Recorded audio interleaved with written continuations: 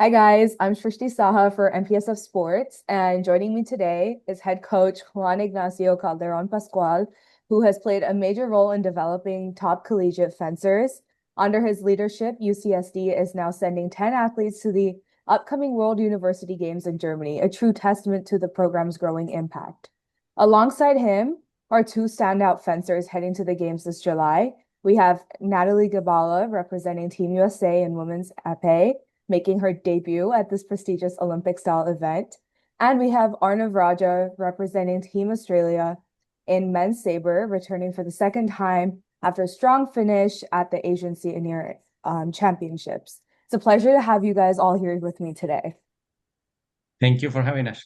Of course. So, general questions, all of you feel free to answer. Firstly, congratulations on being selected to participate at the World University Games. The Games have a reputation for elevating future Olympians. What does it mean for each of you to compete at an event like this, and what are you hoping to take away from it? Well, honestly, it's an honor to represent my country at the international stage, and it's we get to meet other athletes from across different sports, so that's definitely a standout in this type of event that I'm looking forward to. Yeah, this competition is really prestigious and it's my first time in a while doing an international competition. So what I'm hoping to get out of this is just being able to see how my fencing compares like on the global level. Very good. I'm not obviously competing, but I'm coaching the US team. So in this case, I'll have to compete against Arnav when we have to fence against the Australian team and so on and so forth. We have another fencer from the UCSD team that is also in the Austrian team. So we cover three countries, but my role in there will be to take care of the US team. So it is exciting because it's really like a similar experience to Olympic Games in a smaller scale. So it is different, it's big, it's exciting. It's really a boost of motivation not only for the athletes, but for me as a coach too. It's kind of a very unique experience. And Juan, does it feel weird to be competing against Arnav, or is that something you're excited for? And Arnav, how does that feel? I always like taking a fight against Coach, so I'm delighted to do so. Same. No, that happens in multiple ways in my career. Sometimes, because of country or whatever in international competitions versus what we do at the collegiate level, that happens. And we take it with kind of fair play, with sense of humor too. Okay, but we are in a sport, so when we need to represent the school or we need to represent our country or whatever it is, we just need to be professional and go at it. Okay, so watch out, Arnav. I love that. So similarly, how does competing in such a diverse, high pressure environment shape your perspective on fencing and your own development, both as fencers and Juan as a coach? So who wants to start? Natalie, why don't you take that one? Um, yeah, I've been fencing since I was about 8 years old, so I think I've gotten used to fencing in that high pressure environment. When I become older, I hope to pursue dentistry, so I think that high pressure environment where you need to be able to adapt to different situations, it'll help me in those type of situations in my career. Yeah, and the way I see it is that we're competing against like the world's best, quite literally at this event. And once we come back to like the NCAA or NPSF meets, we have like a loads more experience in dealing with pressure against these type of opponents, and we're able to take what we learned from it and apply it down to the competitions that we're able to fence back in the States. I agree. Fencing is a combat sport. We like pressure.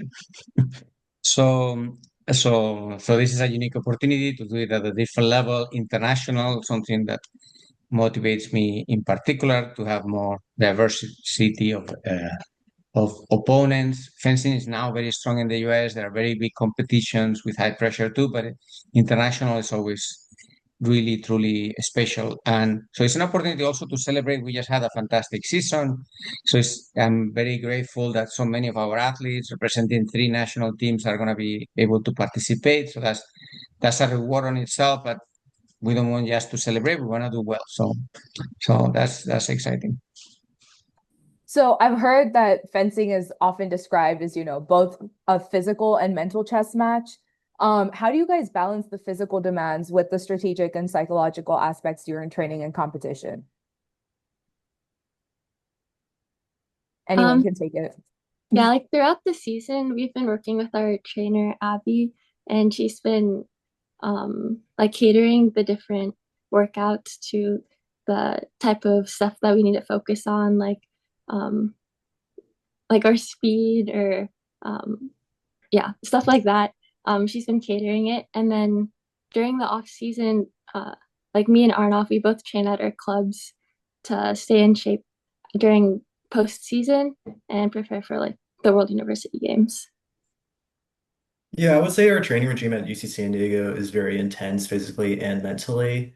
I do feel like it does help us prepare for these type of competitions since our practices are very long and strenuous, and it's able to help us push forward dealing with pressure during the mornings and deal with it during competitions.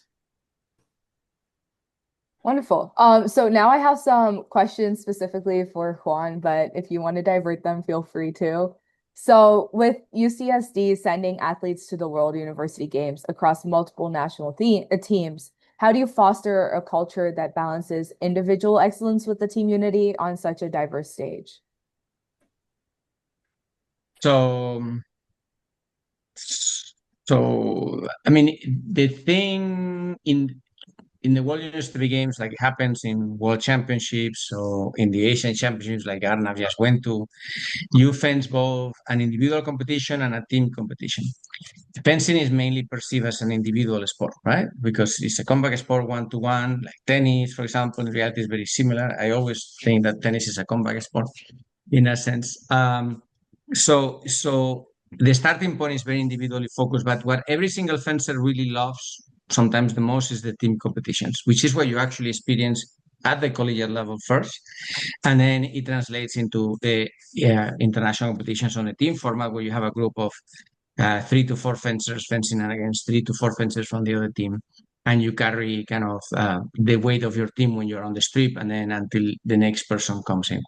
So that balance of sometimes knowing when you are on your own fencing versus when you really carry the team with you, it's a level of complexity in terms of how you need to perform in fencing that is unique and is intriguing as well. There are some people that are obviously a lot better purely on the individual side. There are people that are maybe more average on the individual side, but that are amazing on the team side. So that's as a coach, it's extremely interesting to be able to do both. We will be, as a coach, taking a lot of decision more on the team format because we decide the order, who is an alternate, who is a starter. Similar that happens in other team sports.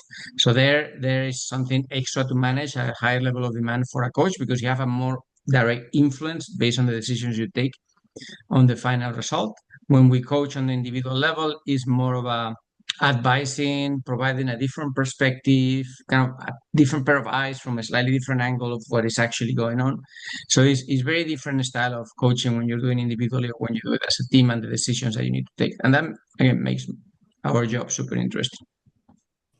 So how do you help athletes manage the shift from NCAA fencing to World University Games fencing? Because I know you talked about now individual to team, but is there like anything specific you do to help them mentally shift, or is that not really your responsibility as much? I'm gonna rebound that question to Arnav because he's very fresh. Okay. Like he just came back from like a week and a half. He was in Bali in Indonesia where Mhm. he finished top 16 in Asia in senior category, the highest level possible. And he's been fencing the entire season with us, doing some international competitions too, every now and then. And now he's really switching at the end of the season. He did the Asian Championships. He's going to go to the World University Games and right after to the World Championships. So, Arnav, how do you make the switch between NCAA, which is slightly different, to kind of this in your NCAA postseason, you are having your international season. How do you do that? Yeah, well, I would say fencing, the different competitions is, at the end of the day, pretty much the same for us. We're still competing. It's the similar format. But obviously you have to take it to a higher level when you're competing internationally. So it's a lot more training, a lot more focus on, so like we do more 15 touch bouts, instead of 5 touch matches, which are in the NCAA. So it's more about endurance and the quality of the matches that we have to endure on. Wonderful. And Natalie, it's your first World University Games. Is there anything you're like specifically doing, or are you just going to take the experience as it goes? I'm definitely going to do my best to learn some new techniques and strategies right before the competition starts. So hopefully that will help me to prepare better. I've been taking more private lessons with my coach back home, and I'm just doing the most I can to help increase my chances of doing well at World University Games. Well, I'm excited to see how it works out for you. I've read so much about you guys, and I'm sure you guys will do amazing. But Juan, back to sort of your fencing experience. You have a background of international fencing experience as well. Has that influenced your coaching philosophy when you prepare athletes? Does that make you more understanding when it comes to training? Like, how has that experience sort of encouraged you to approach your coaching differently?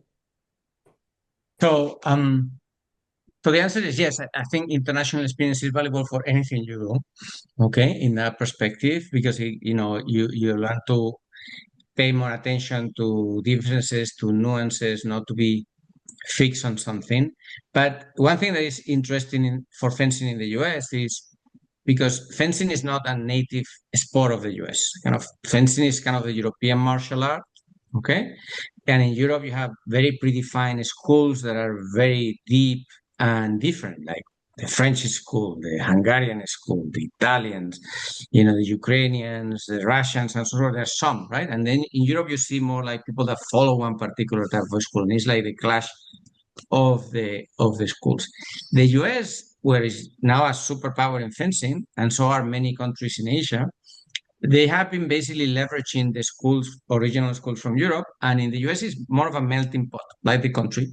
So everybody in the US is more used already in the fencing world to really take pieces and kind of mix and match it and have that diversity of fencing. Okay, I often tease Arnav on his style of fencing, that is different, and it is different than many of the other fencers that we find, and I think that really helps in his success in terms of how we play that uniqueness that he brings into his game that he has developed himself. He's not following a very precise school. He's been tapping from all the experiences that he's been having with different coaches and now his international experience. And that makes it unique and interesting. So as a coach, I'm in constant learning mode and in constant observation mode because although it's an old sport with a lot of tradition, it's in constant evolution. And that makes it fun too. I love that. Okay, now specifically to Natalie. Épée is often a battle of patience and precision. I know you said you started fencing when you were 8, but initially, how did you develop the mental endurance, or even like now, to stay sharp throughout the long tactical bouts? I think it comes with a lot of practice and experience. When I was younger, my dad brought me to competitions almost every weekend. So just being in that environment helped to train my patience. And yeah, through experience, you just get used to it. Was there anything specific, like a specific experience or moment that helped you shape your approach to competition or training? I think I'm constantly learning more about the way that I think during competitions. And the way I see it's kind of just like a constant evolution for me because I'm still figuring out which method works the best for me. I love that because I think growth is so important as well. So your first time competing, that's so exciting. We've talked about that a lot, but are you doing anything specific to embrace it? What are you looking forward to most? Um, there's a lot of things to look forward to. I'm definitely looking forward to the opening ceremony, along with just being able to be there and watch all the different weapons compete, and then also the team competition, I think. I love that.